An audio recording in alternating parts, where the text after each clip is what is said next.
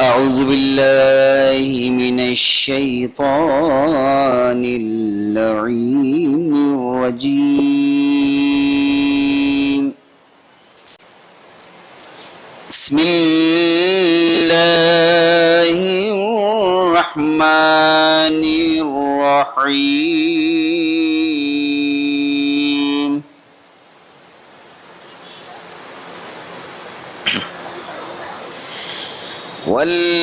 والقمر قدرناه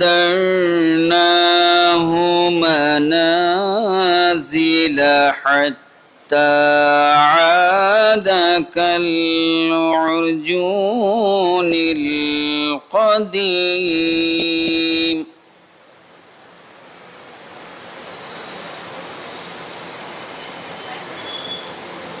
لا الشمس ينبغي لها أن تدرك القمر ولا الليل سابق النهار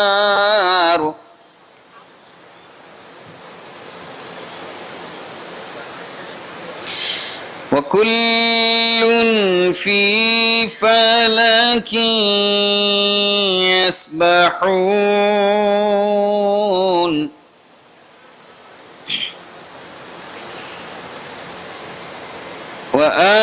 وآية لهم أنا حملنا ذريتهم في الفلك المشحون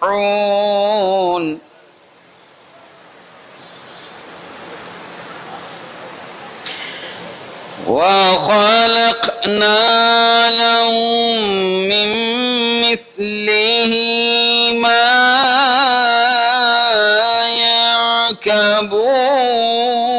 يركبون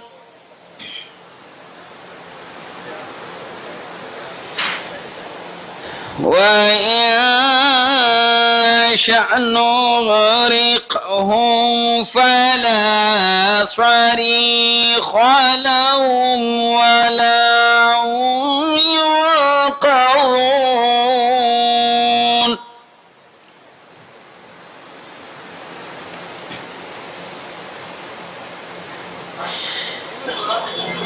إلا رحمة منا ومتاعا إلى حين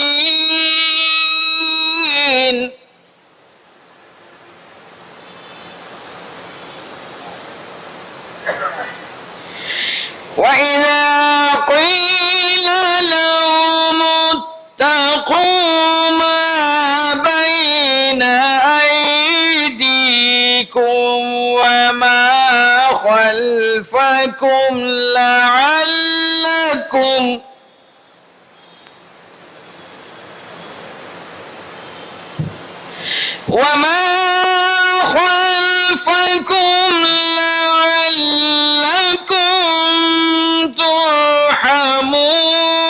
ترحمون وما تأتيهم من آية من آيات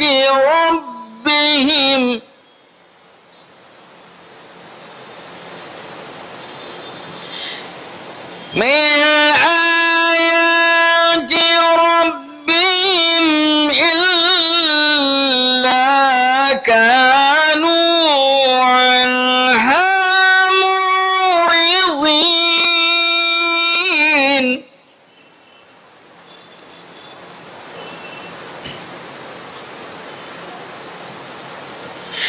وإذا قيل لهم أنفقوا مما رزقكم الله قال الذين كفروا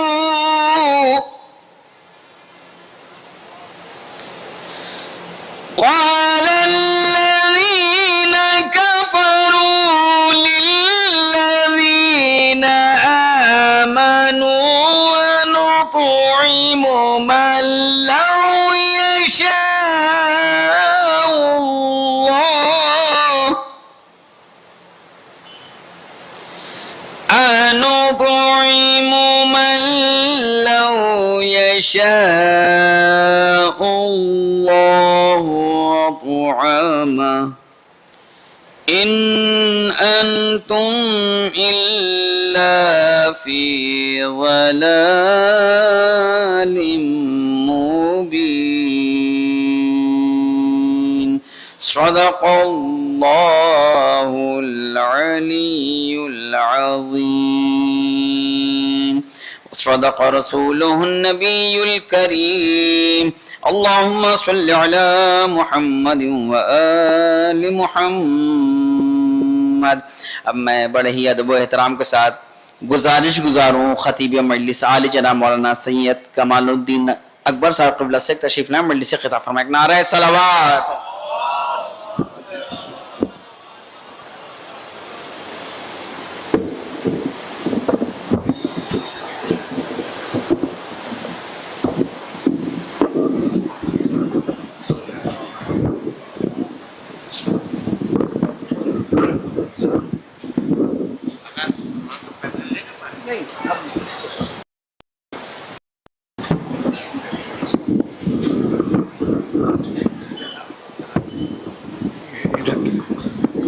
نہیں یہ کدھر جا رہا ہے؟ یہ سامنے جو مائک آئے گا چاہیے وہی تو میں کہہ رہا تھا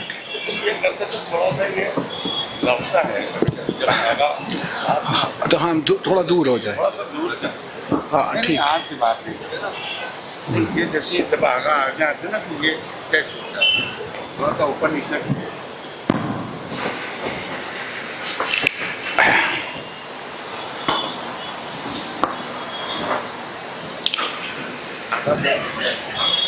اس کا 5:30 کا ہے. ہاں ٹھیک ٹھیک. فاتحہ. بسم اللہ الرحمن الرحیم الحمد للہ الرحمن الرحیم مالک یوم الدین ایاک نعبد و ایاک نستعین اہدنا الصراط المستقیم صراط الذین انعمت علیہم غیر المغضوب علیہم ولا الضالین. اللہم صل علی محمد. لا حول ولا قوة الا باللہ العلی العظیم. اعوذ باللہ السمیع العلیم من الشیطان اللعین الرجیم. بسم اللہ الرحمن الرحیم. الحمد للہ رب العالمین والصلاة والسلام علی سید الانبیاء والمرسلین سیدنا و مولانا ابی القاسم محمد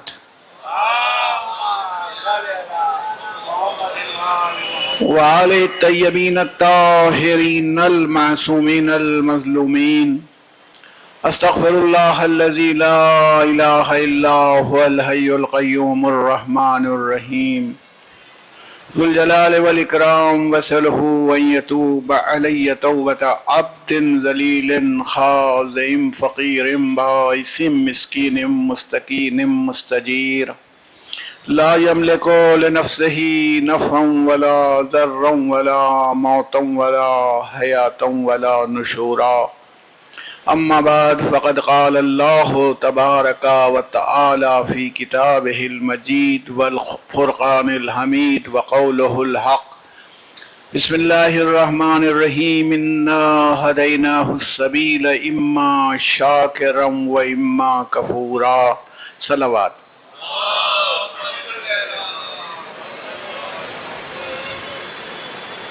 معزز سامعین اور تمام عزاداران امام مظلوم، یہ آج 8ویں محرم کی مجلس ہے اور اس سلسلے کی آخری مجلس یہاں کی کل انشاءاللہ برپا ہوگی. تو کل بھی کہا گیا تھا اور آج بھی اور ابھی پھر ریمائنڈر کے طور پر کہہ دیا جائے گا کہ شاید یہاں کل شاید کیا جو بتایا گیا ہے مجھے کہ اس کے بعد ایک مختصر جلوس ہوتا ہے جو یہیں کمپاؤنڈ میں ادا کا. تو اس لیے یہ مجلس جو ہے کل 5:30 بجے شروع ہو جائے گی. اور اسی حساب سے پھر مجھے بیٹھنا ہے اور ٹھیک 1 گھنٹے بعد انشاءاللہ یا 1 آدھ منٹ ادھر ادھر ہو جائے مجلس میں تمام کروں گا، اس کے بعد جلوس ہوگا۔ تو آپ حضرات کی آمد جو ہے زحمت ہوگی آپ کو کہ آپ تھوڑا پہلے، ابھی آپ جو آ رہے تھے وہ جس اعتبار سے آ رہے تھے اس سے آپ کو 20-25 منٹ پہلے ہی آنا پڑے گا، تو یہ اطلاع ہے۔ عرض یہ کرنا ہے آپ کی خدمت میں کہ پروردگار عالم نے فرمایا یہ کہ سورہ دہر میں کہ اِنَّا هَدَيْنَاهُ السَّبِيلَ اِمَّا شَاكِرًا وَإِمَّا كَفُورًا، بے شک ہم نے راستے کی ہدایت کر دی، سبیل دکھا دی۔ اب دیکھیے راستہ جیسا ہوتا ہے، مثلا راستے سے ہمارے بچوں کو سمجھنے میں شاید دقت ہو، وہ تو سمجھتے ہیں ہمیشہ روڈ کو یا راستے، مگر راستے کے لیے یہ شرط تو نہیں ہے۔ ہوائی جہاز کا راستہ ہوا میں ہوتا ہے، فضا میں ہوتا ہے، جو راکٹس جاتے ہیں چاند پر وہ یوں اپنا راستہ بناتے ہیں، پانی میں جو آبدوز کشتیاں ہوتی ہیں، سب میرین ہوتی ہیں، وہ پانی کے اندر راستہ رکھتی ہیں، تو راستہ تو مقصد منزل تک پہنچنے کا ذریعہ ہوتا ہے۔ ویسے یہ ایک معنوی راستہ ہے جو اللہ کی ہدایت۔ آپ حضرات تھوڑی زحمت کر لیں، پڑھائیں تھوڑا سا، ماشاءاللہ بس جگہ ہے۔ یہ ہمارے جو بزرگ آگے بیٹھے ہوئے ہیں وہ ان کا یہ ہے کہ یہ بھی ایک عبادت ہے، دوسرے کو جگہ دے دینا یہ بھی ایک عبادت ہے۔ نماز تک میں سب دیکھیں، نماز کا اصول یہ ہے کہ داہنی طرف جو آدمی کھڑا ہوتا ہے اور جتنا قریب ہوتا ہے پیش نماز سے اس طرح ثواب میں اضافہ۔ اچھا اب جگہ جو اگلی صف میں کس کو جگہ ملے گی؟ جو جلدی آئے گا تو پھر وہ کھڑا ہوتا ہے، اور پھر بائیں صف یعنی پہلی صف کو جو ہے نماز میں تو سب کی ایک کی قبول ہوگی تو انشاءاللہ سب کی قبول ہوگی، اس لیے جماعت کا ایک فائدہ بھی ہوتا ہے۔ لیکن اگر کوئی شخص اگلی صف میں جو کھڑا ہو گیا تھا، پہلے سے کھڑا تھا، اس نے ایک ایسے آدمی کو دیکھا جس کو سمجھتا ہے کہ بھائی مقدس ہے، ہم سے بہتر ہے، وہ پیچھے ہٹ گیا، آپ آ جائیے، تو اب اس کا ثواب جو وہاں تھا اس سے بھی زیادہ بڑھ گیا، وہ چاہے جہاں کھڑا ہو جائے۔ اور ماشاءاللہ یہ مجمع بافہ میں اس کو اندازہ ہے کہ خالی کھڑے ہونے سے ثواب نہیں ہوتا۔ جب حضرت علی نے رکوع کی حالت میں انگوٹھی دی تھی تو کہاں تھے؟ رسول اللہ کے ٹھیک پیچھے، تو وہاں سائل کہاں آ جائے گا؟ ابے فقیر جو ہوتا ہے یا مانگنے والا سائل جو ہوگا وہ باہر سے مانگ رہا ہے نا، تو اگر آواز کان میں جا بھی رہی ہو تو آدمی کیا کر لے گا؟ جو حضور کے بالکل قریب کھڑا ہوا ہے وہ کیا کر لے گا؟ اس کا مطلب امیر المومنین ایسے کام کرنے والے اور جفاکش و محنت کش تھے کہ اب آئے تو آپ کو آخر میں جگہ ملی تھی، اور آخر میں ایسی جگہ ملی تھی کہ جہاں سائل آواز دے رہا ہے، اس سائل کے آواز دینے کے اوپر آپ نے اپنی انگلی بڑھائی، بلکہ اس نے تو بہت بڑا وہ کر دیا تھا بھائی کہ اللہ کی مسجد میں ایک آدمی بھی نہیں ایسا۔ وہ جب اللہ کا نام لیا تو امیر المومنین جن کا حضور قلب خدا سے جڑا ہوا تھا انہوں نے انگلی بڑھائی، اس نے وہ انگوٹھی اتار لی، اور اللہ نے پوری آیہ ولایت اتار دی کہ جو حالت رکوع میں چیریٹی کر دیتے ہیں، صدقہ کر دیتے ہیں، اللہ ولی ہے، اس کا رسول ولی ہے، اور جو حالت۔ اچھا میں بات ادھر سے ادھر چلی جاتی ہے۔ 40 انگوٹھیاں بھی ضائع کی گئی بعد میں، 40 آیت آ گئی تھی، آیت آ گئی تو 40 آدمی میں ایک ساتھ نہیں، تو اب کیسے؟ مثلا میں نے کہا ایک آدمی کو طے کیا، دیکھو میں کھڑا ہو جاؤں گا بالکل انگوٹھے قریب میں اور انگوٹھی ڈھیلی پہنوں گا، تم آواز دینا، میں انگلی بڑھاؤں گا، انگوٹھی تو اتار لینا۔ 40 انگوٹھیاں چلی گئیں، کوئی آیت نہ آئی۔ علی نے انگوٹھی آیت اتارنے کے لیے نہیں دی تھی، خدا کے لیے دی تھی، تو جب خدا کے لیے دی تو آیت آ گئی۔ ارباب کرم، اس لیے ایک بات دھیان رکھیے گا کہ کوشش یہ کیا کیجیے ہر عمل میں کاروبار والی بات اوائڈ کیا کیجیے، وہ ہو جائے گا، اللہ اجر عطا فرما دے گا۔ ابھی جس سورہ کا ہم لوگ ذکر کر رہے ہیں، سورہ دہر کا، جس میں 3 دن اس کا ایک جو ریفرنس ٹو کانٹیکسٹ ہے وہ یہ تھا کہ امام حسن علیہ السلام اور امام حسین علیہ السلام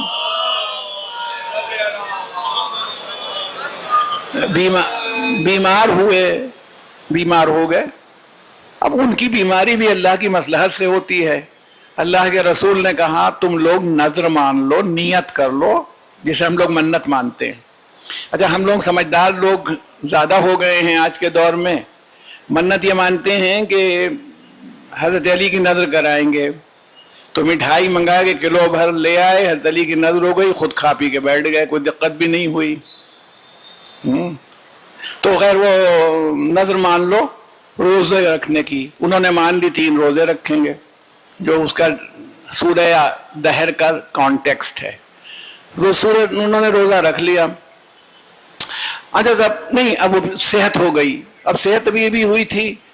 تو ہمارے ہاں تو یہ ہے کہ ہم لوگ اگر نماز کی آسان نظر یہی ہوتی, منت 2 رکعت نماز شکر پڑھوں گا یہ کام ہو جائے. مگر جس جذبے سے منت مانتے ہیں جب ادا کرنے کی نوبت آتی ہے تو وہ نہیں رہ جاتا. پھر یہ ہوتا ہے بوجھ ہوتا ہے. اچھا 2 رکعت پڑھتے ہیں اس ڈر سے کہ آئندہ منت مانے تو گڑبڑ نہ ہو جائے, اللہ کو تو بھائی 2 رکعت ہو جائے کہ ڈیفالٹر نہ رہیں ہم. تو انہوں نے نظر مان لی جو آپ کے علم میں ہے, چلیے ہو گئی نظر. جب پورا کرنے کا موقع آیا تو ان کے گھر میں تو حال یہ تھا کہ ادھر کچھ آیا ادھر گیا. آپ بتائیں, تو آپ امیر المومنین کا ہاتھ سب تو وہی ہیں, جناب فاطمہ, امام حسن, امام حسین, جناب فضہ آ چکی تھی. یہ میرے خیال میں 8 ہجری 9 ہجری کا قصہ ہوگا. یہ بچے بھی چھوٹے ہی ہوں گے, 6-7 سال. اب انہوں نے روزہ رکھنا تھا. حضرت علی علیہ السلام یہودی کے یہاں سے گئے, وہ سوت کاتا جاتا تھا, تو وہ لے آئے وول یعنی جو بھیڑ کی کا اون ہوتا ہے وہ لے آئے, اور کاٹنا ہے اس کو, اس سے کپڑا تیار کرنا ہے اور بنانا ہے. لے آئے تو جو لے کے آئے اس کو 3 حصوں میں بانٹ دیا. وہ ان کیش میں نہیں, کائنڈ میں آیا, تو وہ جو اس نے دے دیے, جو پیسے گئے. اب انہوں نے 1 دن کا جو نکالا اور پیس لیا, اور 1 ہی دن کا اب ایک روزہ رکھا گیا.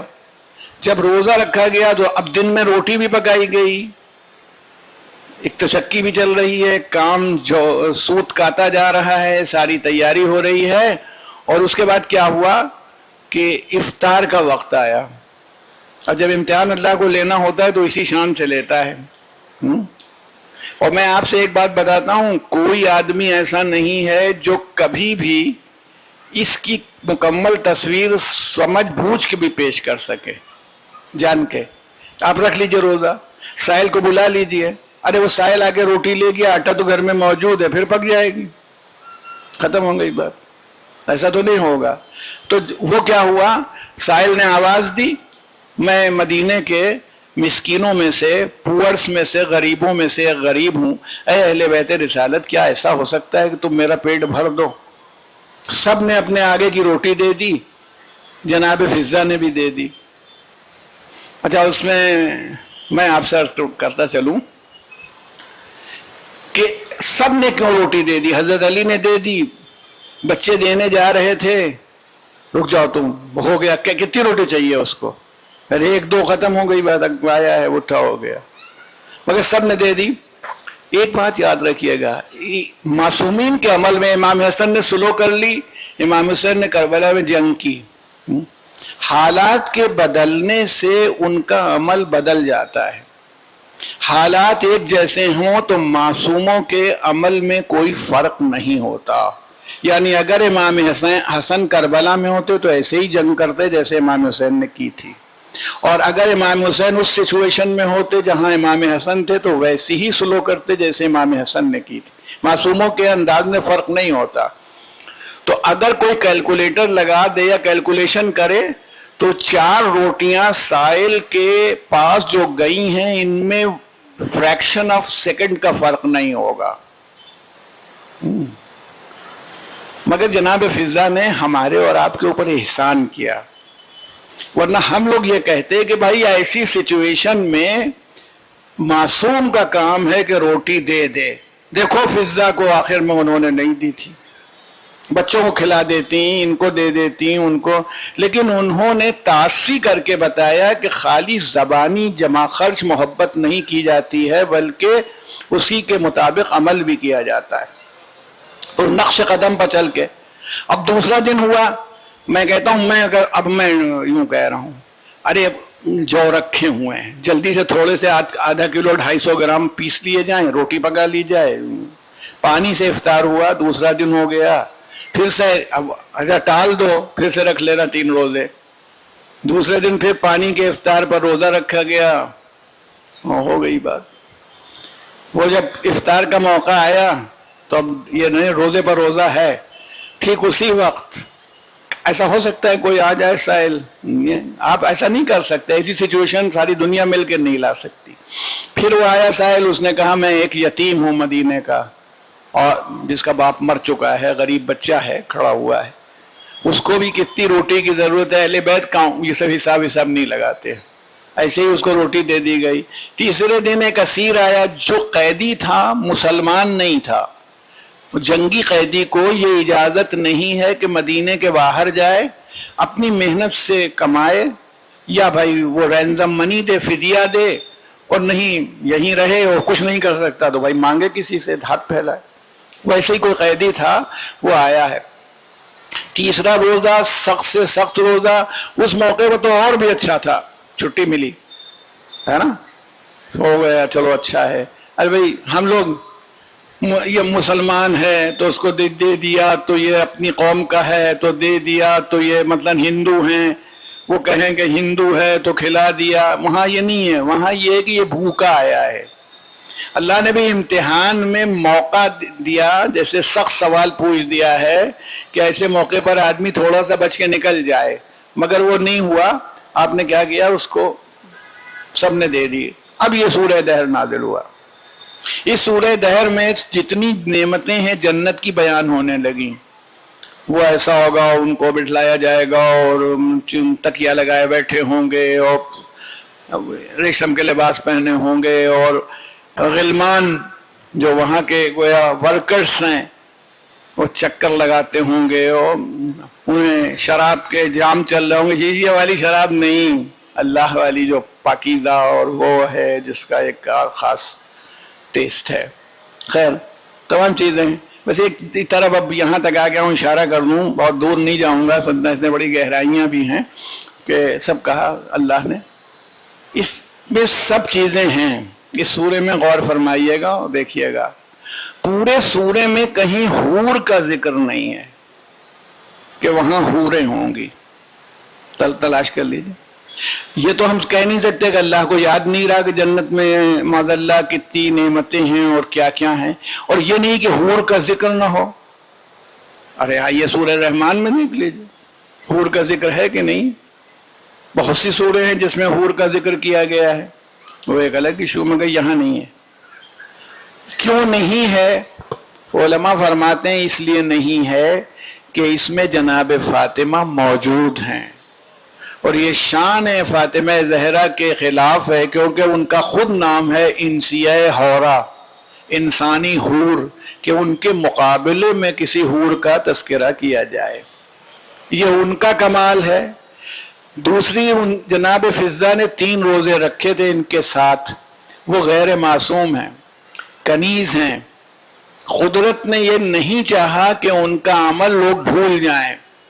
دھیان دیجیے گا، ان کا عمل نگاہوں سے چلا جائے. تو کیا کیا پروردگار عالم نے؟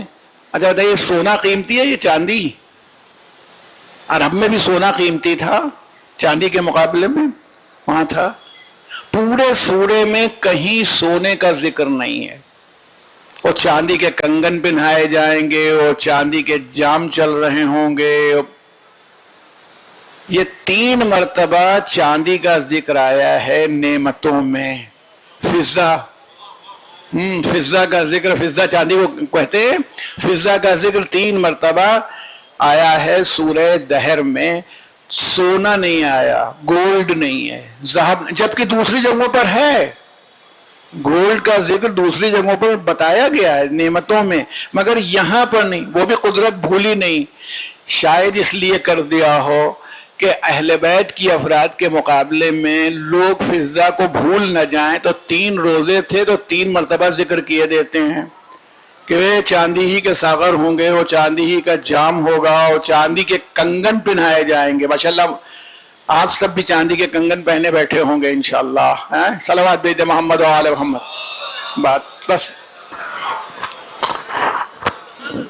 बात इधर से उधर निकल गई। तो कहना है अल्लाह ताला ने कहा कि हमने हिदायत दी सबील की, रास्ते की, जो कैसा रास्ता है, इन्ना हदैनाहु सबील इम्मा शाकिरम व इम्मा कफूरा। ऐसा रास्ता है सबील जो हमने हिदायत दी है, उसको अगर फॉलो कर ले आदमी, शुक्रगुजार बन जाए तो उसकी शान, और अगर उसका इनकार कर दे तो फिर नाशुक्रा है, गुनाहगार है, यानी बागी है अल्लाह का, उसकी सजाएं हैं, वो सब अल्लाह ने बयान कर दी। तो इस्लाम उसी निज़ाम को लाने के लिए आया। ये हम लोग इतनी मजलिसों में यहाँ तक आए कि इस्लाम एक ऐसा मुआशरा और एक ऐसा समाज और एक ऐसी सोसाइटी बनाना चाहता है जिसके अंदर एक इंसानी सोसाइटी, ह्यूमन सोसाइटी। मैंने कहा देखिए, आदमियों ने, अल्लाह ने इंसानों में, हमें खराबियां हैं, गलतियां हैं, मगर यही है कि हम अच्छाई भी कर सकते हैं, हम नेकी भी कर सकते हैं। अच्छा बताइए, फरिश्ता क्या है, जब उसको भूख लगती ही नहीं तो क्या, अगर उससे कहा भी जाए वो सदका भी कर देगा तो क्या होगा? भूख नहीं लगती।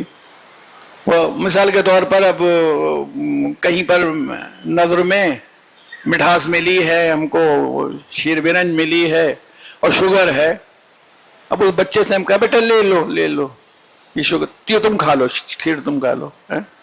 ये सखावत है कि मजबूरी है? हम खुद खा ही नहीं सकते, मना है। तो फरिश्ते को तो वो जज्बा ही नहीं।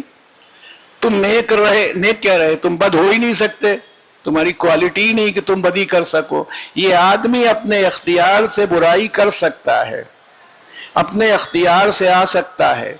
मैं आपसे कह रहा हूँ, करबला में इमाम हुसैन अलैहिस्सलाम ने करबला से आने से पहले बहुत से लोगों को दावत दी है, बहुत से लोगों को दावत दी, बुलाया है ना, ताकि हुज्जत तमाम हो जाए। और अगर कोई रास्ता जानना चाहता हो, कुरान मजीद में जनाब रसूलुल्लाह सल्लल्लाहु अलैहि वसल्लम के लिए, अर्ज करता चलूं आपसे, एक लफ्ज आया है जो अच्छा नहीं लगता, मगर पैगंबर की शान को देखते हुए आप बताइए। हरीस, हरीस को होता है ग्रीडी, लालची। रसूलुल्लाह को कहा है कुरान ने कि पैगंबर तुम हरीस हो, काहे कि सब लोगों की नजात हो जाए, सब लोग रास्ते पर आ जाएं, जितने गुनाहगार हैं सही हो जाएं। आप बताइए, वहशी ने जो जनाब हमजा का कातिल है, उसने कलमा पढ़ दिया, हजरत ने कहा जाओ तुम्हारे सारे गुनाह आज तक के माफ हो गए, अब सही रहना। हिंदा जिगर खारा आई, माफ कर दिया। चाहते, ये नहीं चाहते कि लोग जहन्नम की तरफ जाएं, हैं? तो इसका मतलब यह है ना कि वो ये चाहते नहीं है, वो तो चाहते तो वहां पर उनका ये नहीं कि हमारा दुश्मन है, हमारी खिलाफ कर चुका है तो अब हम इसको भूलेंगे नहीं और सजा दिए बगैर छोड़ेंगे नहीं, ये आपके जहन में रहे। तो इमाम हुसैन ने भी दावतें दी और आपको मिलता रहता है। उनमें से एक बहुत मशहूर शख्सियत है उबैदुल्लाह इब्न हुर्र जाफी। उबैदुल्लाह इब्न हुर्र जाफी मक्तल में बहुत जिक्र भी आया है उसका, मकातिल में। तो ये आदमी था, बहादुर था, मगर वो गरोह था खारिजियों का, हजरत अली से लड़ने के लिए आया था, बहादुर आदमी था, तो हजरत अली से लड़ने के लिए आया था। इमाम हुसैन उसके पास गए रास्ते में, चूंकि सब लोग हज से लौट रहे थे ना, तो थोड़े थोड़े दूर पर काफिले थे, तो काफिले मालूम हो गया था। आप खुद गए, हजरत अली अकबर को लेके गए, जिससे देखिए बड़ा सबक हम लोगों के लिए भी है, होशियार रहना चाहिए। इमाम हुसैन ने उससे कहा तुम बहुत गलतियां कर चुके, यानी हजरत अली से जंग करना यही बहुत बड़ी गलती थी, तुमने गुनाह किया, मेरी नुसरत करो और अपने गुनाहों को धो दो, چلو میرے ساتھ میری نصرت کرو. بہادر آدمی تھا اس لیے اس کو آپشن دیا. اس نے کیا کہا؟ یہ نہیں کہا کہ نہیں کر، اس نے کہا فرزند رسول میں نے کوفے کی حالت دیکھی ہے، آپ قتل کر دیے جائیں گے، یعنی اگر آپ کامیاب ہو جاتے تو میں آپ کے ساتھ تھا، آپ قتل کر دیے جائیں گے تو کوئی دیکھیے یہ میری تلوار ہے بڑی قیمتی اور پتہ نہیں کہاں کی، آپ یہ لے لیجئے، اور یہ میرا گھوڑا ہے، اس کی صفت یہ ہے کہ اگر میں چلوں تو کوئی مجھے پکڑ نہیں سکتا، اور کسی کا پیچھا کروں تو وہ جا نہیں سکتا آگے، اتنا تیز رفتار گھوڑا ہے، یہ گھوڑا لے لیں،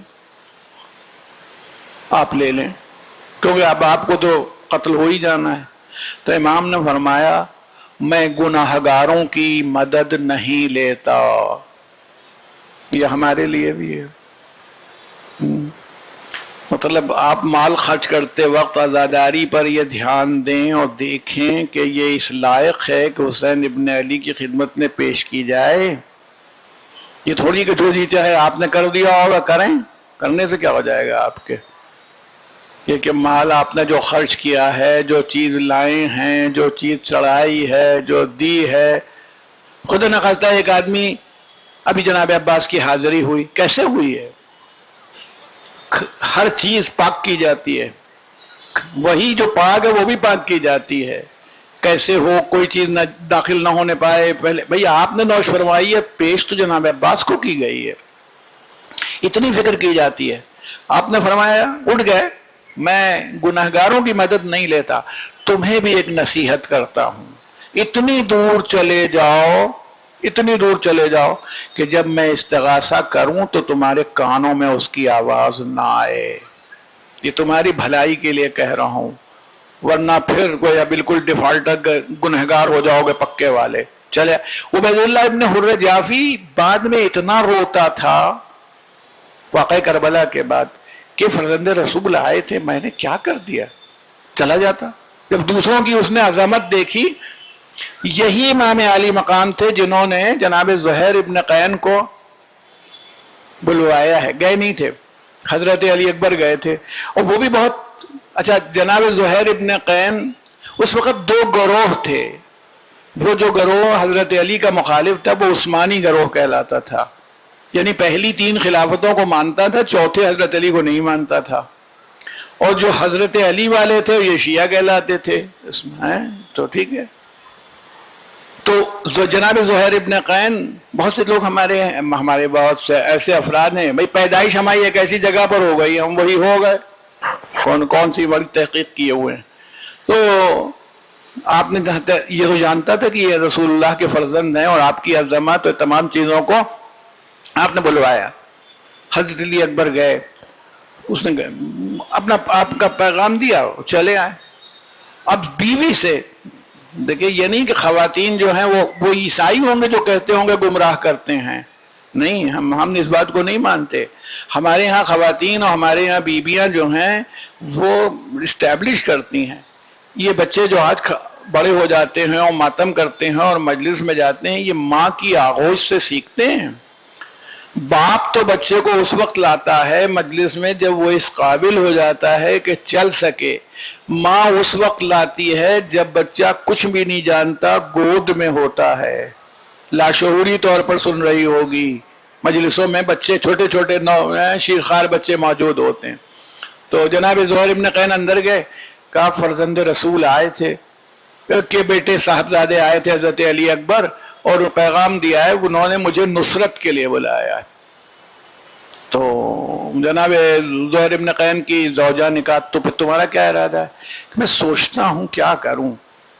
کیونکہ وہی بات، کیونکہ جیسے فرزدق راستے میں ملا تھا امام حسین علیہ السلام کو، تو فرزدق سے پوچھا تھا امام نے کہ کوفے کا کیا حال ہے. تو وہ تو شاعر آدمی تھا، مدیب تھا. تو اس نے کہا قلوبہم، ان کے دل جو ہیں ماک آپ کے ساتھ ہیں، وَسُيُوفُهُمْ، اور ان کی تلواریں علیک آپ کے اوپر ہوں گی. کوفے والوں کے دل آپ کے ساتھ ہیں، قلوبہم ماک، تیرے ساتھ ہیں ان کے دل، وسیوفہم، اور ان کی تلواریں علیک، آپ تیرے اوپر ہوں گی. یعنی اس نے ایک جملے میں بتا دیا کہ وہاں کے ماحول یہ ہے. تو میں نے کہا تھا وہ ان کو بھی معلوم تھا، جناب زہیر ابن قین کو بھی معلوم تھا، وہ کوفہ ہی کے تھے. تو بیوی نے کہا کہ وائے ہو تمہارے اوپر، رسول اللہ کا بیٹا تمہیں مدد اور نصرت کے لیے بلا رہا ہو اور تم سوچ رہے ہو کہ جاؤں کہ نہ جاؤں. اس جملے نے ایسا اثر کیا کہ جناب زہیر ابن قین اسی وقت چل دیے زوجہ کو چھوڑ کے. اب ان کو بھی وہ تھا کہ وہ زوجہ کا سنیں گے، وہ آپ کے قافلہ ساتھ ساتھ چل رہی تھی پیچھے پیچھے، لیکن چلے گئے، اکیلے آئے، امام کی خدمت میں آئے. حضرت نے بھی ان کو کیا اعزاز عطا فرمایا جناب زہیر ابن قین کو کہ جب لشکر کو ترتیب دیا تو میمنہ جو تھا رائٹ ونگ تھا لشکر کا، داہنی طرف کا حصہ تھا 20 سپاہیوں کا، اس کا علم، چھوٹے و بڑے علم کا فرق ہوتا ہے، یعنی اس کی سرداری جناب زہیر ابن قین کو دی. بائیں طرف کی سرداری حبیب ابن مظاہر کی، قلب لشکر میں حضرت ابو الفضل العباس. تو اب اس کا مطلب یہ ہے کہ حق کی طرف جانا اچانک نہیں ہوتا، سیلاب نہیں تھا کہ ہم بہہ گئے. انسان کو اللہ نے اختیار دیا ہے، ایک ڈسکریشن دیا، اور اس ڈسکریشن کی وجہ سے وہ اس منزل پر پہنچتا ہے اور جاتا ہے. تو اس لیے ہم یہ کہہ رہے ہیں کہ ہم لوگ، آپ، ہم سب لوگ، ہمیں ایک انسانی معاشرہ بنانا ہے. اور ہم نے کبھی آپ سے ذکر کیا تھا، شاید پھر کہہ دوں، کہ جیسے امام جعفر صادق علیہ السلام نے فرمایا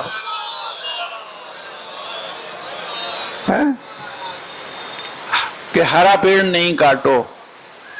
اب یہاں ہمارا کاروبار ہے، لکڑی کاٹو، اس کا فرنیچر بناؤ، بیچو، کیا کرنا ہے؟ کیا ہوگا؟ پولوشن ہوگا. بھائی جو آکسیجن بناتے ہیں پیڑ، ان کا پولوشن ہو جائے گا، تو پھر کیا ہوگا؟ کہ ہرا پیڑ نہیں کاٹو. اور اگر ضرورتاً کاٹنا پڑے، کیونکہ بہت سے کام ہیں جو لکڑی کے بغیر نہیں ہوں گے، تو اس کی جگہ ایک دوسرا پیڑ لگاؤ. ابھی ہمارے ایک برادر مومن نے بتایا کہ ان کی ایک پوری تحریک ہے، اگرچہ انہوں نے کسی کمیٹی کو نہیں فارم کیا، کہ لوگ، لکھنؤ کو بتایا انہوں نے کہ دنیا کے 100 وہ بڑے شہر جن میں جو موسٹ پولوٹڈ ہیں، جن میں آلودگی جو ہے، پردوشن، میکسیمم پردوشن ہے 100 شہروں میں، اس میں لکھنؤ 58ویں نمبر پر ہے، 58. یہ آپ سمجھ دیجئے کہ 58 نمبر پر لکھنؤ بھی ہے. جو ماشاءاللہ آپ دیکھیے، آپ سعادت علی خان صاحب کے مقبرے میں، خدا ان کے درجات بلند کرے، اور ان آرگنائزرز کو بھی خدا جزائے خیر دے جنہوں نے اس طرح کی مجلسیں برپا کر کے ان کی روح کو شاد کیا ہے. کیونکہ نواب صاحب سعادت علی خان مرحوم وہ آدمی تھے جنہوں نے عزاداری کو بھی فروغ دیا ہے اپنے دور میں، اور بہت سے ریفارم کیے تھے، اور بہت سی چیزیں سامنے لائے تھے. وہ تمام چیزیں موقع نہیں ہے، دامن وقت میں گنجائش نہیں بچی. لیکن ہم یہ کہتے ہیں کہ اتنے پیڑ لگے ہیں، اچھا کتنا لگتا ہے، یہ سب ہوتا ہے، یہ ہے. تو ان کی تحریک کی بات اچھی لگی کہ دیکھیے، انسان چھوٹا کام بھی اگر آپ کر دیں تو یہ چھوٹا نہیں ہوتا.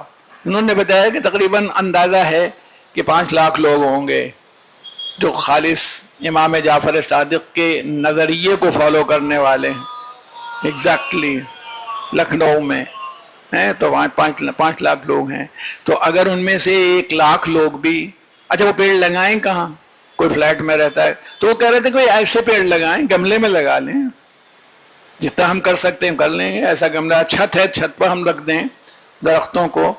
کہ ہمارا مقصد یہ تھا کہ ہم پولوشن کو کم کریں. جنت میں انشاءاللہ آپ سب لوگ جائیں گے، خدا نے چاہا، میری دعا ہے آپ سب لوگ جائیں اور تمام لوگ جائیں. مگر جاننے سے پہلے یہیں جنت بنا لیجئے، ایک جنت یہاں بنا دیجئے، تاکہ فرشتوں کو یہ نہ ہو کہ تم کو مل گئی فری کی تو تم کو پتا ہے جنت کا. تو مومن کہہ سکے کہ تم جو ملی ہے وہ چھوڑو، جتنا ہمارا ایفرٹ تھا، تم نے کوئی پیڑ نہیں لگایا ہوگا، ہم نے دنیا کو ہرا بھرا کر دیا، سرسبز کر کے یہاں سے جا رہے ہیں. ایک صلوات بھیج دے محمد و آل محمد.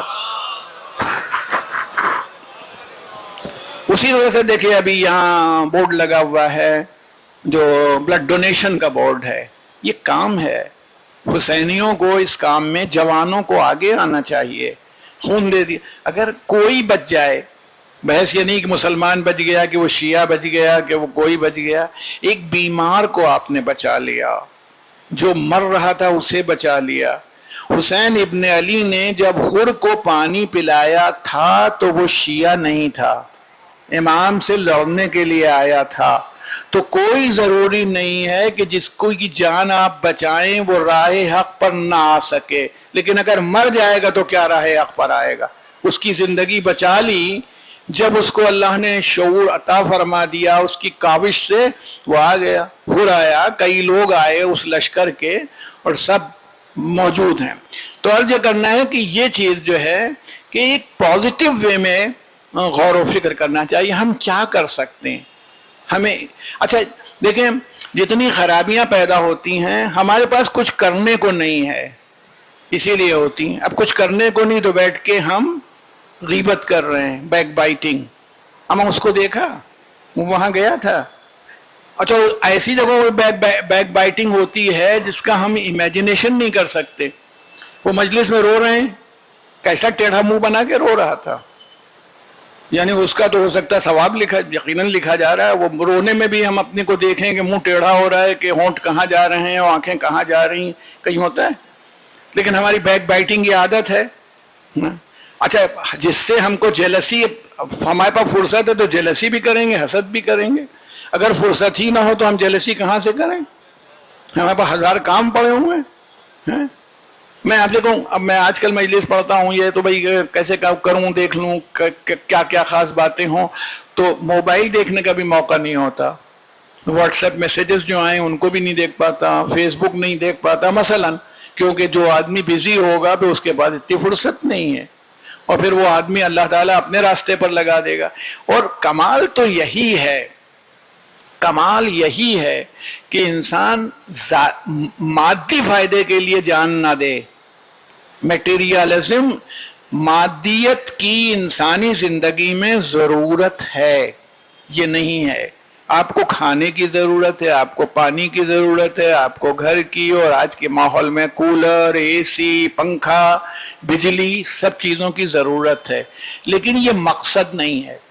مولانا روم نے ایک بات کہی مجھے ہمیشہ یاد آ جاتی ہے. وہ کہتے ہیں کہ پیسہ اور مادی چیزیں سب جو ہیں، مال دولت، اس سب کی ہماری زندگی میں ویسی ہی ضرورت ہے جیسے کشتی، بوٹ کے لیے، ناؤ کے لیے پانی کی ضرورت ہے. اب ہم ناؤ بنائے بیٹھے ہیں، پانی ہے ہی نہیں، چلائیں گے کہاں؟ تو ناؤ چلانے کے لیے پانی کی ضرورت ہوتی ہے. ناؤ پانی میں چلتی بلا وجہ نہیں چلے گی. ویسے ہی مجلس، ماشاءاللہ اتنا تبرک یہاں تقسیم ہوتا ہے روز، لوگ استفادہ کرتے ہیں. تبرک وہ حسین کے عزادار ہیں، انہوں نے کھایا، دوسری مجلس میں چلے گئے، کنٹریبیوشن ہے کہ ان کو یہ پرواہ نہیں ہے کہ ابھی کرنا ہے، چلو بھائی اتنا حصہ ملا تھا ہم کھا لیں، 3 مجلسیں اور کر ڈالیں، ماتم کر ڈالیں، یہ ہیں. تو یہ اس میں فروغ ہوا، مگر کیسے؟ مال ہی سے تو ہوگا، دولت ہی سے تو ہوگا. بلا وجہ تو نہیں ہو جائے گا کہ آپ کچھ کر ڈالیے اور ہو گیا، نہیں، ایسے نہیں ہوگا، مال سے ہوگا. تو مولانا روم کہتے ہیں جیسے ناؤ پانی کے بغیر نہیں چل سکتی، ویسے زندگی بھی بغیر مال کے نہیں چل سکتی. حج نہیں ہو سکتا، خمس نہیں، افطار نہیں کروا سکتے، ارے نماز قاعدے سے نہیں پڑھ سکتے. ارے کپڑے ہوں گے تب تو نماز پڑھو گے، کپڑے ہی نہیں ہیں، سب چیزیں. اہل بیت علیہ، دیکھیں چیز خراب ہوتی تو پوری خراب ہوتی. پیوند لگا کرتا اور پیوند والی چادر، دونوں کے لیے میں کہتا ہوں. ایک آپ لوگ توجہ سے نہیں سن رہے ہیں اس لیے دوسرے لوگ آ گئے ہیں، ایک صلوات بھیج دیں یا علی. نہیں اس کی کوئی علی، جی نہیں بھیا بالکل. مجھے ایک بات ہے، میں آپ لوگوں سے بے حد خوش ہوں، اور وہ میں واقعی سب سے کہتا بھی ہوں، اللہ آپ کو جزائے خیر دے. بہت زیادہ نعرے ہوں، ہماری عادت نہیں ہے. ہمارے یہاں تو کلاس میں اگر چپکے سے بھی لڑکا بول دے تو ڈانٹ کھاتا ہے، یہ کیا کر رہا نکال بھی سکتے ہیں، اور یہاں تو میں نہیں نکال سکتا، آزادار حسین کو میں کیسے ہٹا دوں، نکال دوں، وہاں تو اسٹوڈنٹ باہر ہو جائے گا کلاس میں بولے تو. اور کبھی نہیں ہوتا کہ آپ نے سمجھا دیا بورڈ پر، اس کو جیسے ہی سمجھا سب چلانے لگے سبحان اللہ، واہ واہ واہ واہ، کیا کیا بات آپ نے سمجھائی. یہ کہیں تو ہم لوگ سمجھیں ہمارا مذاق اڑا رہا ہے. یہاں کی یہ تہذیب ہے، ٹھیک ہے، میں اس کے خلاف نہیں ہوں، مگر اتنے نعرے کبھی کبھی بعض مجلسوں میں لگ جاتے ہیں کہ وہ بیچارے کو موقع ہی نہیں ہوتا کہ وہ کچھ اپنی بات کہہ سکے، پڑھ سکے. تو میں آپ لوگوں کی اس بات سے خوش ہوں کہ مجھے اس میں کوئی شکایت نہیں. تو یہ میں کہہ رہا ہوں کہ جو نظام ہے، تو مولانا روم نے فرمایا پانی کے بغیر ناؤ نہیں چل سکتی، ویسے زندگی بھی میٹیریل گڈس، پیسہ، ان کے بغیر نہیں چل سکتی. فرمایا ایک بات کا خیال رہے کہ پانی ناؤ کے باہر رہے، اندر نہ آ جائے، ورنہ جس پانی میں ناؤ چل رہی تھی یہی پانی ناؤ کو بھی ڈبو دے گا.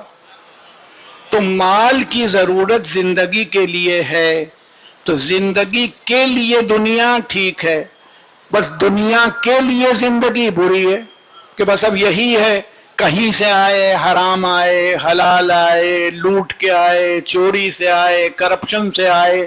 تو اپنا آپ نے اپنا اس ڈیسٹینیشن جو جنت کا ہے وہ تو کھو دیا. تو یہ مال کیا ہے، آخر میں تو کیسے جائیں گے. الہ آباد میں ابھی ریسنٹلی ہمارے ڈرائیور صاحب جو ہم کو لے جاتے ہیں، وہ جلدی ختم کر رہا ہوں تمہید کو، یونیورسٹی میں وہاں کلاس میں پڑھوانے کے لیے، تو اس دن کہنے لگے اچھا میں بیٹھتا ہوں تو اپنا ڈرائیورز وغیرہ سے بات چیت کرتا ہوں، تو اس سے مجھے سیکھنے کا موقع ملتا ہے کیسے کیسے لوگ سوچ رہے ہیں، کیا کر رہے ہیں. تو اپنے گاؤں کا بتانے لگا، ہندو ڈرائیور ہیں، ان کا وہی ہندوؤں ہی کا تھا، پراپرٹی کا معاملہ تھا، بھتیجا رہتا تھا بامبے میں، چچا گاؤں میں تھے، انہوں نے میوٹیشن داخل خارج کروا لیا ساری زمینوں کا اپنے نام. بھائی کی زمینیں بڑے بھائی نے یا چھوٹے بھائی نے قبضہ کر لی، نام چڑھوا لیا، مگر اس نے بھی کمال کر دیا. اس وہاں سے کہا یا یہاں آیا تو کہا جب آپ مریں گے تو ہم آپ کی آخری رسوم میں انتیشت میں آئیں گے. ایسا نہیں کہ نہیں آئیں، صرف دیکھنے کے لیے آئیں گے کہ آپ کتنی زمین اپنے ساتھ لے کے جا رہے ہیں. ہم یہ دیکھنا چاہتے ہیں. وہ اتنا ڈر گئے کہ اس کا نام چھوڑوایا، اس کا حصہ دیا، کہ یعنی آخر میں تو چھوڑ جاتا ہے نا، لاکھوں بنائے، کروڑوں بنائے، تو ڈوب گیا، پانی اس کے اندر آ گیا. جس چیز سے انسان، آپ سورہ دہر میں دیکھ رہے، پوری جنت خریدے لے رہا ہے 3 دن کی جو کی روٹیوں سے، پوری جنت خرید لی اس نے. تو یہ ہے. تو میں آپ کی زحمت کو تمام کرتے ہوئے کہنا چاہتا ہوں آج کی تاریخ کی مناسبت سے، یہ آپ دیکھیے کہ کربلا میں امام حسین نے مادیت یا میٹیریالزم کا انکار کیا. ضرورت یہ نہیں ہے، میں یہ نہیں کہتا کہ امام حسین نے وہ نہیں، اس کو بنیاد نہیں بنایا، نہ زر، نہ زمین، نہ یہ، نہ وہ، نہ تخت، نہ تاج، کچھ نہیں. خدا اور رضا الہی کو ہی سامنے رکھا. جیسے آپ سے کہتے چلیں کہ آپ دیکھیے اور معلوم ہو جائے کہ کربلا میں، یہ نہیں کہ امام حسین، جیسے میں کبھی کبھی پوچھتا ہوں، کہیں لکھا نہیں ہے امام حسین کے ساتھ کتنے آدمی تھے. شروع میں تو ہزاروں کی تعداد میں تھے، بیچ بیچ میں جب حضرت نے اپنے اعلانات کیے ہیں تو لوگ ساتھ چھوڑ کے جانے لگے، چلے گئے، تو ہزاروں آدمی ساتھ میں تھے. بعد میں بھی 200-300 تو آخر تک رہے. جب ہر کر لشکر سد راہ ہوا ہے تو بچے، عورتیں. تو امام حسین کیا کرتے تھے؟ کھانا پکوانے کا چندہ کرتے تھے، کہ چلو بھائی سب لوگ چندہ دو، کھانا پکے گا. جو آدمی مہینوں، یہاں ایک بار اگر حاضری کرنی پڑتی ہے کسی آدمی کو سال بھر میں یا 2 بار، تو بھائی سوچتا ہے. امام حسین کی روز کھانا پک رہا ہے، چل رہا ہے، نظام چل رہا ہے، ہتھیار خریدے جا رہے ہیں، بغیر مال کے، بغیر دولت کے نہیں چل رہا ہے، سب ویسے ہی چل رہا ہے. جب پہنچے ہیں تو میں نے آپ کو بتایا تھا کہ 60,000 درہم میں کربلا کی زمین خریدی، 4.5 کروڑ سے زیادہ قیمت آج ہے. اتنا اسی وقت بہت سی چیزیں ہیں جو اس کو نہیں ہے میں آپ کے سامنے اب اس وقت لا سکتا، دامن وقت میں گنجائش نہیں بچی ہے. تو کہنا یہ نہیں کہ مال ضروری ہے، دولت ضروری، مگر صحیح طریقے سے آئے.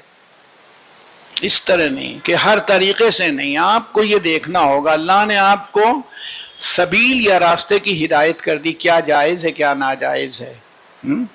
یہ ہے بھائی کا ہے تو یہ بھائی کا کیسے ہوگا، یہ بہن کا ہے، یہ پڑوسی کا ہے، یہ اس کا ہے، وہ تو موقع نہیں تو اس میں بہت سے واقعات ہیں جو میں آپ کے سامنے نقل کر سکتا ہوں۔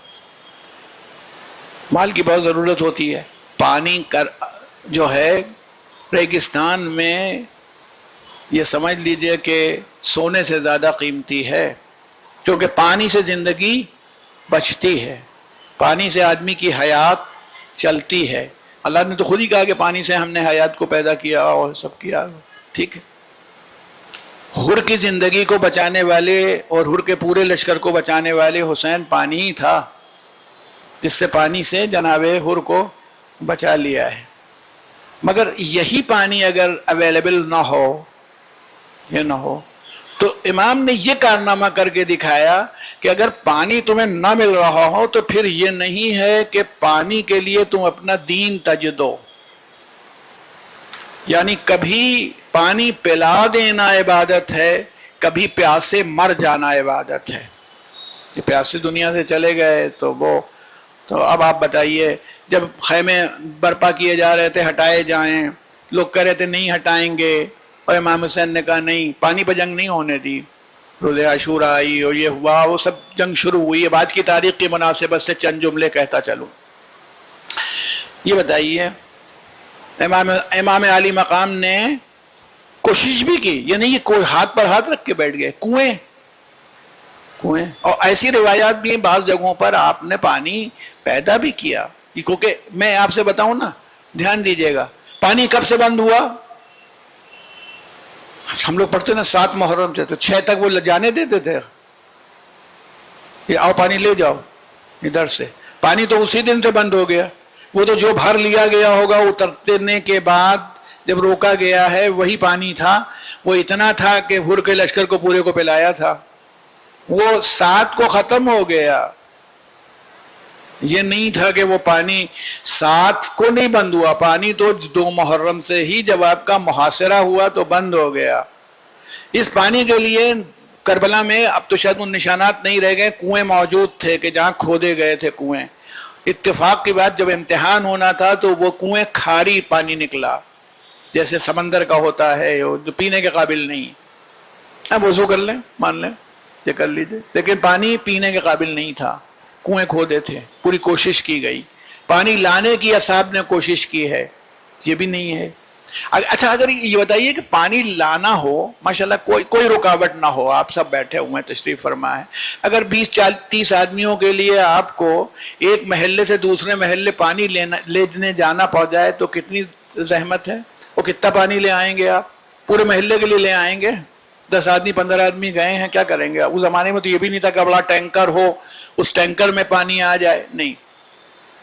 تو پانی کی قلت تھی، مگر امام نے ایک دن ایک رات کی مہلت اس میں بھی لی، اور ایک رات کی مہلت اسی لیے لی تاکہ یہ بات سوچ لیں، وہ پھر سے سوچ لیں۔ دوسرے دن تقریر فرمائی، لشکر تیار ہوا۔ اب یہ بتائیے جناب ابو الفضل عباس سے آج یہ تاریخ منسلک ہے، یہ بتائیے جناب ابو الفضل عباس کو یہ ہوتا تھا، جب امام سے سنتے تھے کوئی بات ہوتی تھی وہ بے ادبی کرتے تھے، امام کہتے تھے دوسرے بے ادبی کر رہے ہیں، ہم جنگ میں شروع نہیں کریں گے، ابتدا نہیں کریں گے۔ اب جب جنگ شروع ہو گئی تو حضرت ابو الفضل عباس کے جذبات کیا ہوں گے، مولا کے جذبات کیا ہوں گے اب جنگ شروع ہو جانے کے بعد؟ آپ کے جذبات تو یہی ہوں گے کہ اب موقع دے دیا جائے اور میں جنگ کر لوں۔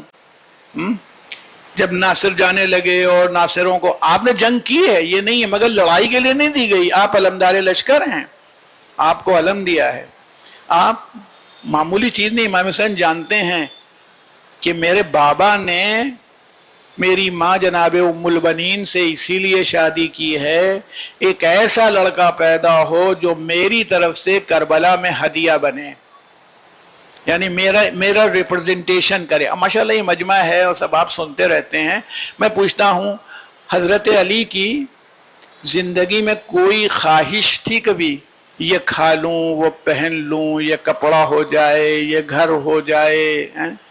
کوئی آرزو نہیں کی، کوئی جو آرزو کی تھی تو وہ عباس کی تھی. اب آپ بتائیے عباس ایسے آدمی کی تمنا کا نام ہے, ایسے مولا کی تمنا کا نام ہے جس نے زندگی میں کسی چیز کی خواہش ہی نہیں کی. ایک ہمارے یہاں اہل سنت کی انجمن ہے, بھیکو پور ایک جگہ ہے سلطان پور ضلع میں. اس نے اس میں مصرع پڑھا, شعر پڑھا تھا کہ آل احمد کے لیے حلۂ جنت کیا ہیں. جناب امام حسن اور امام حسین کا لباس آیا تھا. آل احمد کے لیے حلۂ جنت کیا ہیں؟ جنت آ جاتی جو جنت کی ضرورت ہوتی. ان کی اگر ان کو ضرورت پڑ جاتی تو جنت آ سکتی تھی. حسین ابن علی کے لیے فرات کی کوئی حیثیت نہیں تھی, چاہتے تو کوثر آتا وہیں پر, اختیار تھا. مگر حسین اسلام زندہ کرنے کے لیے آئے. تو جب جناب ابو الفضل العباس, دیکھیں آپ ایک بہادر آدمی کو سوچئے, جذبات کو, علی کا لال ہے, علی کا بیٹا ہے, کوئی معمولی آدمی نہیں ہے. ایسا بہادر انسان وہ دیکھ رہا ہے کہ حملے ہو رہے ہیں, لوگ ہیں, تو وہ تو چاہتا ہوگا نا کہ میں شب عاشور کے لیے ملتا ہے. مولانا حیدر مہدی ہلوری مرحوم پرنسپل تھے گورنمنٹ کالج میں یہاں حسین آباد میں, پھر ڈسٹرکٹ انسپیکٹر اسکول ہوئے, بہت اچھی مجلسیں پڑھتے تھے اور بڑی منطقی اور تاریخ اسلام پر بڑی اچھی گرفت تھی ان کی. تو مرحوم ہو گئے. بہرحال بہت عمدہ مجلس لکھنؤ میں بہت پڑھی ہیں, اور ابھی بزرگ موجود ہوں گے جنہوں نے حیدر مہدی ہلوری مرحوم کو سنا. انہیں نے فرمایا تھا کہ شب عاشور جناب حبیب نے مظاہر کو بلا کر کے جناب عباس نے اور حضرت علی اکبر نے مشورے سے ایک نقشہ پیش کیا کہ ہماری تو ہمت نہیں ہے, آپ دوست ہیں امام کے, کہ ہم ان کو کوئی بات کہیں. دیکھیے یہ نقشہ ہم نے بنایا ہے کہ اس طرف سے علی اکبر حملہ کریں, اس طرف سے میں چلوں, اس طرف سے آپ ہوں, یوں ہوں, سب لوگ ہوں, تو یہ لشکر ختم کر دیں گے. 72 آدمی یہ ہمت رکھ رہے ہیں کہ 28,000 کے لشکر کو بھگا دیں ابھی صبح کے لیے. تو ان کی طاقت کیا ہے, قوت کیا ہے. اور انہوں نے کیا کیا, جناب حبیب نے اپروو کر دیا, لے کے آئے فرزند رسول, انہوں نے نقشہ بنایا ہے اور یہ ایسا ہے. حضرت نے دیکھا بھی نہیں, اٹھا کے رکھ لیا, تکیہ جو رکھا تھا اس کے نیچے. ارشاد فرمایا کربلا کا نقشہ تو میں بنا چکا ہوں. اب جو امام کی نظر تھی وہ تو دوسروں کی نہیں ہو سکتی تھی. کربلا کا نقشہ تو میں بنا چکا ہوں. تو جب کوئی بات ہوتی تھی, میں آپ سرچ کرنا چاہتا ہوں, تو وہ کہتے تھے, دوسری بات فرمایا کرتے تھے حیدر مہدی ہلوری کہ جب روز عاشورہ یہ سب جنگ شروع ہو گئی اور شام تک چلی اور سب ہوا, سیکنڈ ورلڈ وار جب ہوئی یا فرسٹ ورلڈ وار, یہ مجھے نہیں خیال یاد ہے, ورلڈ وار کے بعد یورپ کی کچھ فوج تھی جا رہی تھی, تو وہ کمانڈر پڑھا لکھا آدمی تھا, اس کی نالج تھی, تو وہ کربلا کی طرف سے گزرے. تو قبلہ فرمایا کرتے تھے کہ جب حضرت عباس کے روضے کے قریب آیا تو اس نے کہا یہاں ایک کمانڈر کی قبر ہے, تو جب ہم لوگ چلیں گے تو سیلیوٹ سلامی دیں گے. وہ چلے گئے, انہوں نے ان کی سیلیوٹ دیا, سلامی دی, آگے بڑھ گئے. جہاں اسٹے کیا انہوں نے, وہ 1 کلومیٹر 2 کلومیٹر آگے جہاں بھی رہے ہوں, تو انہوں نے کہا کہ آپ نے وہاں سلامی دلائی, کون تھا وہ؟ تو اس نے کہا بھئی وہ آدمی تو وہ تھا جس نے 72 آدمیوں کو 28,000 آدمیوں سے صبح سے شام تک لڑا دیا. کہا بھئی ایسے میں تو ہمارے ہاں رولز میں یہ ہے کہ ہم سرنڈر کر دیں. کہا نہیں, اور پھر وہ 72 بھوکے بھی تھے, پیاسے بھی تھے, دوسرا دشمن بالکل سیر و سیراب تھا. تو انہوں نے کہا, شیعہ نہیں تھے وہ, انہوں نے کہا اس وقت تو ہم نے سیلیوٹ کیا تھا اس آدمی کو, اس شخصیت کو جانے بغیر, واپس چلیے, اب ہمیں اس کی معرفت ہو گئی ہے, ہم پھر سے اسے سیلیوٹ کریں, اسے سلامی دیں. یہ ابو الفضل العباس کو سلامی دینے کے لیے مومنین کی جماعت نہیں آ رہی ہے, سپاہیوں بہادروں کی جماعت آ رہی تھی جن کا ان سے دین میں کوئی رشتہ نہیں تھا. فرماتے تھے کہ وہ واپس آئے, پھر سے سیلیوٹ دیا. مگر کربلا کے میدان میں جب جناب ابو الفضل العباس کہتے تھے آقا مجھے اجازت دے دیجئے, اچھا وہ کیسے نہیں کہیں؟ بعض روایتوں میں تو ہے کہ حضرت علی اکبر کی شہادت پہلے ہو گئی تھی، یہ بھی روایتیں، اور لکھنؤ کا جو طریقہ ہے اس کے حساب سے تو پہلے ہی ہوئی، کیونکہ 6 محرم کو حضرت علی اکبر کی شہادت پڑھا جاتا ہے. ہاں دیکھیں، اور وجہ یہ تھی کہ امام حسین السلام نے جب انصار جا رہے تھے تو کہا تھا، جب اعزہ کا انصار شہید ہو گئے تو جناب علی اکبر سے کہا، بیٹا تھا، یہ نہیں کہ میرا بیٹا ہے تو بچا رہا ہے، تقدم ولدی، بیٹا آگے بڑھو، وہ آگے بڑھے. تو یہ ہو سکتا ہے. علی اکبر کی شہادت ہو گئی، عباس دیکھتے رہے. قاسم کا لاشا پامال ہو گیا، عباس دیکھ رہے ہیں. کہ کتنی ایک بہادر آدمی کے لیے مر جانا آسان بات ہے. اس طرح کی باتیں برداشت. اچھا صرف یہی نہیں ہے تو شہادت ہو رہی ہے، باتیں کیا کی جا رہی ہیں؟ کیا کہا گیا تھا؟ حسین یہ فرات کا پانی دیکھ رہے ہو جو سانپ کے پیٹ کی طرح بل کھا رہا ہے؟ میں نقل کرتا چلتا ہوں تاکہ آپ کو معلوم رہے کہ ملائین کا کیا اپروچ تھی ملعونوں کی. یہ دیکھ رہے ہو، اس میں عراق کے جنگلی سور اور کتے پانی سے سیراب ہوں گے، مگر تم کو ایک قطرہ نہیں ملے گا، نہیں ملے گا. یہاں تک کہ معاذ اللہ، یہ تو میں کہہ رہا ہوں معاذ اللہ، تم آب حمیم سے جہنم کے پانی سے سیراب ہو. میرے خیال میں جو علی اکبر کے سینے میں برچھی کا پھل لگا تھا، عباس کو اس کی تکلیف کم ہوئی ہوگی اس جملے کی تکلیف.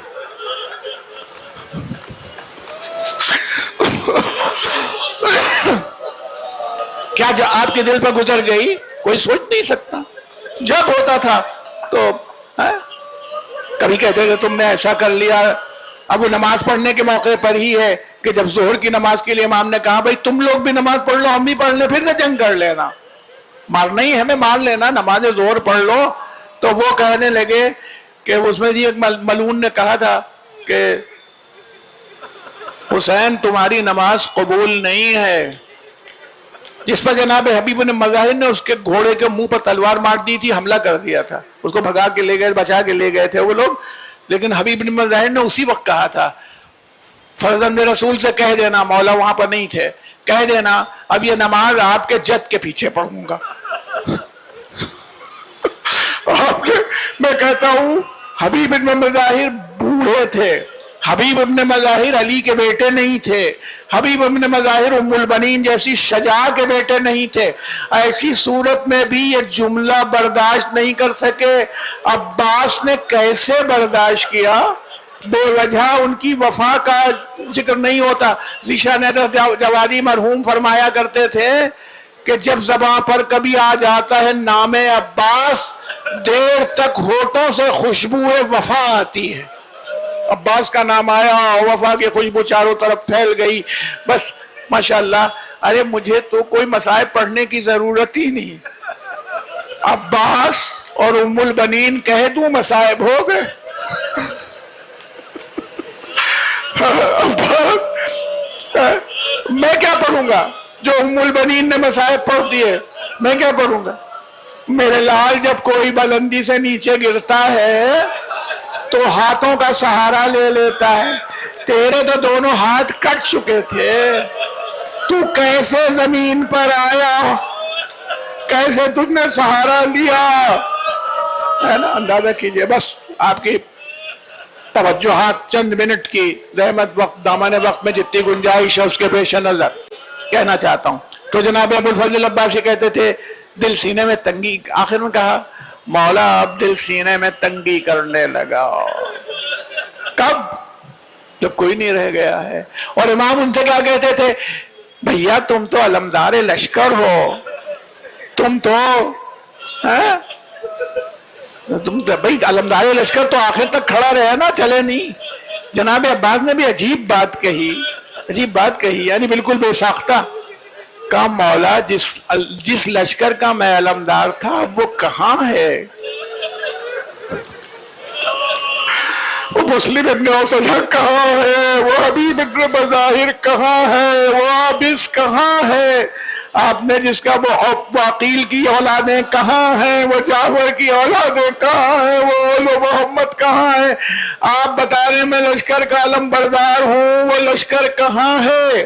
تو امام نے فرمایا دیکھ لیا دل سینے میں، یہ امام لا رہے تھے ان کو جہاد اصغر سے جہاد اکبر کی منزل میں، مگر ابھی بھی امام نے ایک بڑی ذمہ داری آپ کے کاندھوں پر ڈالی، یہ کہہ کے نہیں کیا سکینہ اب پیاسی ہوئی ہیں، کیا علی اصغر کو اب پیاس لگی ہے، کیا بچے اب پیاس، کہا اچھا جب عباس جاتے ہو تو جاؤ، مگر اپنی بھتیجی کی پیاس، ان چھوٹے بچوں کی پیاس نے پانی کا انتظام کر دو۔ مولا یہ آپ کا وہ بھائی ہے، یہ صبح ہی پانی کا انتظام کر سکتا تھا، تمام لشکر موجود تھا، اگر آپ پانی ہی پر قبضہ کرنا چاہتے تو کس میں جرت تھی کہ جو روک لیتا، مگر امام نے صرف شاید میں کہوں تو میرے مولا کہیں ارے میں عباس کو جہاد اصغر سے جہاد اکبر میں لا رہا تھا کہ اب اس کا ہدف جنگ کرنا نہ ہو جائے بلکہ اس کا ہدف پیاسوں کو پانی پلانا ہو جائے، اس لیے بھیج رہا ہوں۔ جائے خیمے کے نزدیک آواز میں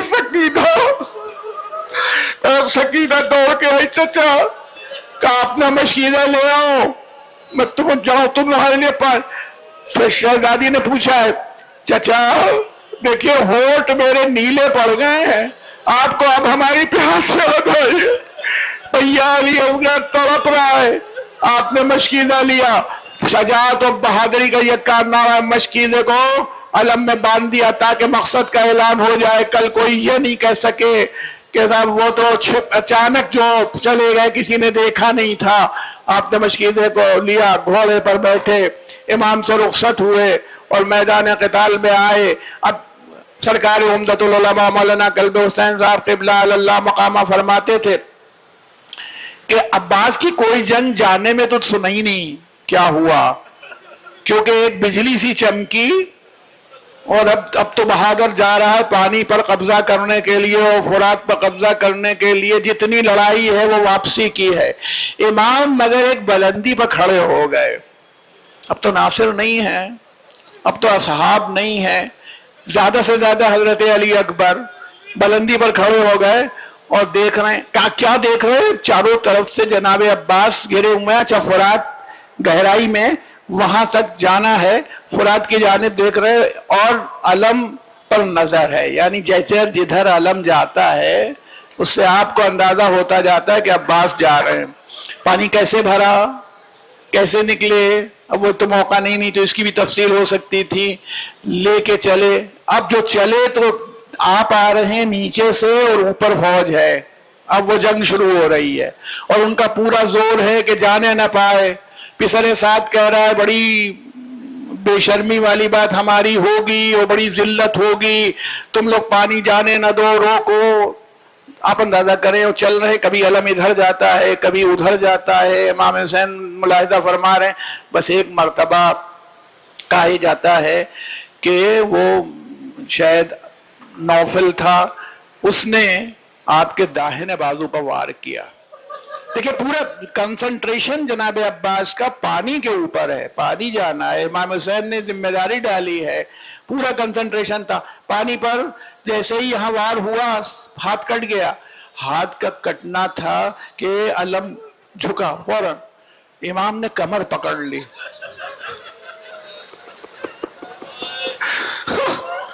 امام نے کمر پکڑ لی، مگر عباس نے پھر بلندی سے، علمدار معمولی شخصیت نہ تھا، اس نے پھر اٹھا لیا علم کو اور پھر چلا، اسی طرف بڑھا۔ حکیم ابن طفیل سنسبی جو جناب مختار کے سامنے آیا ہے، قتل کیا گیا ہے اس انقلاب میں، اس نے کہا میں نے بایاں شانہ قطع کر دیا، دونوں شانے کٹ چکے ہیں، مشکیزہ ہاتھ میں ہے، اب تو علم گر گیا۔ امام نے کمر پکڑی، الانا انکسر ظہری۔ میں وہ کیفیت کہاں سے لے آؤں جس کیفیت سے حسین نے کہا ہوگا ارے کمر ٹوٹ گئی۔ میں کہہ سکتا ہوں میری اوقات و حیثیت ہے کہ میں حسین کا وہ لہجہ لے آؤں، نہ میں حسین جیسا ہوں نہ کوئی میرا عباس جیسا بھائی دنیا سے رخصت ہو رہا ہے۔ الان انکسر ظہری وقلت حیلتی، راستے بند ہو گئے، اس کے بعد چلے ہیں اس کی طرف، اور جب چلنا شروع کیا تو آواز دیتے جاتے ہیں اور کہتے تھے، حملہ کرتے تھے تو دشمن کہتا ہے کہ ایسا ہوتا تھا، ایسا لگتا تھا کہ جیسے کوئی شیر حملہ کر رہا ہو، سوجھ نہیں رہا تھا راستہ ہمیں۔ اب بس وہ جب چلے تو میں آپ سے کہوں ابھی بھی عباس نے راستہ نہیں بدلا تھا، دونوں ہاتھوں کے کٹ جانے کے بعد بھی مشکیزہ لے کر کے وہ آ رہے تھے، بڑھتے چلے آ رہے تھے مشکیزہ لے کر کے۔ تو بلکہ وہ تو ہے اس میں علامہ نجم افندی نے فرمایا ہے، گھٹا جو زور تصور بڑھا سکینہ کا، خون بہ رہا ہے، گھٹا جو زور تصور بڑھا سکینہ کا، نظر میں پھول سا چہرہ سمایا جاتا ہے۔ ان کو کوئی نظر نہیں آ رہا، فوج نظر نہیں آ رہی، در خیمہ پر کوزہ لیے ہوئے سکینہ دکھ رہی ہے، میری بھتیجی انتظار کر رہی پاگل لگی۔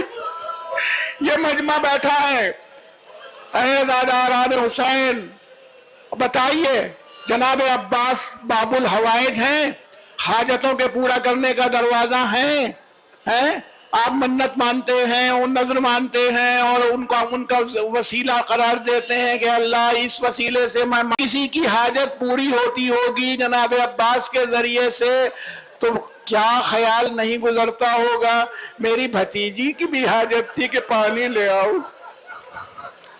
اتنی حاجتیں روز میرے دروازے پر پوری ہوتی رہتی، مگر ہاں بھتیجی میری وہی انتظار کرتی رہی۔ شاید اسی لیے جب امام قریب آئے اور قریب آنے کے بعد جناب ابو الفضل عباس کو دیکھا زمین میں، اور زمین میں آپ پڑے ہوئے تھے ریگزار کربلا پر، امام بیٹھے، تو بار بار کہا ہے اس سے بات، یعنی یہ بھی نہیں دیکھ سکے، آنکھوں کا یہ حال تھا کہ جناب عباس نے کہا ہے مولا ایک بات، کبھی زندگی میں کوئی کام نہیں لیا امام سے، کام کیا ہے امام کا، کام نہیں لیا، ایک کام بس اس وقت لیا، مولا ایک آنکھ تیر میں پیوست ہے اور دوسری آنکھ خون سے بھر گئی ہے، اگر اسے صاف کر دیجئے تو آپ کے چہرے کی زیارت کر لوں، کیونکہ جب پیدا ہوا تھا تو تب تک آنکھ نہیں کھولی تھی جب تک آپ کی آغوش میں نہیں آ گیا تھا، اب جا رہا ہوں تو اسی حالت میں، اور دوسرے میں دست بستہ کہتا ہوں، آپ سے دست بستہ کہہ رہا ہوں، میرا لاشا خیمے میں نہ لے جائیے گا، مجھے بچوں سے ندامت ہے کہ پانی نہیں لا سکا، آپ لاشا نہ لے جائیے گا۔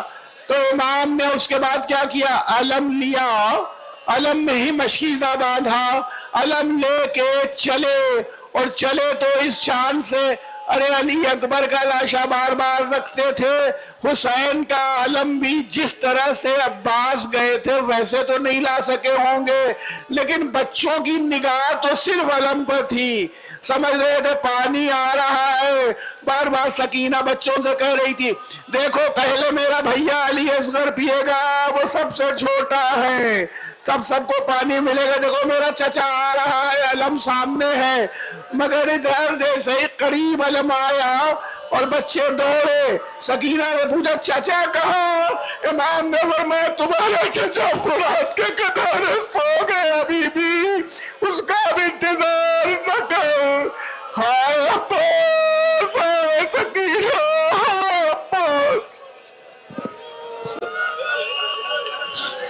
سَيَعْلَمُ الَّذِينَ ظَلَمُوا أَيَّ مُنْقَلَبٍ يَنْقَلِبُونَ إِنَّا لِلَّهِ وَإِنَّا إِلَيْهِ راجعون۔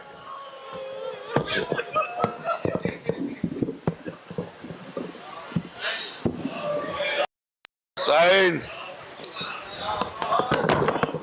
ابھی مغرب عشاء کی یہاں پہ جماعت ہوگی، جسے نماز پڑھ رہا وہ اوپر آ جائے، اور وضو کے لوٹے نیچے رکھے ہوئے ہیں۔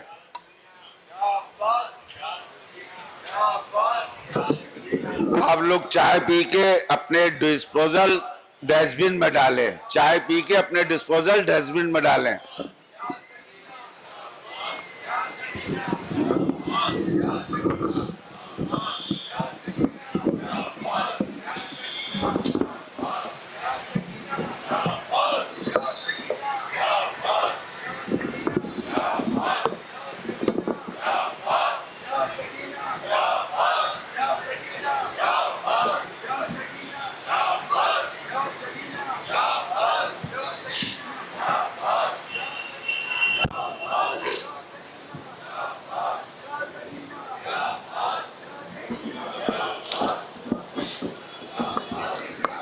अभी ऊपर जमात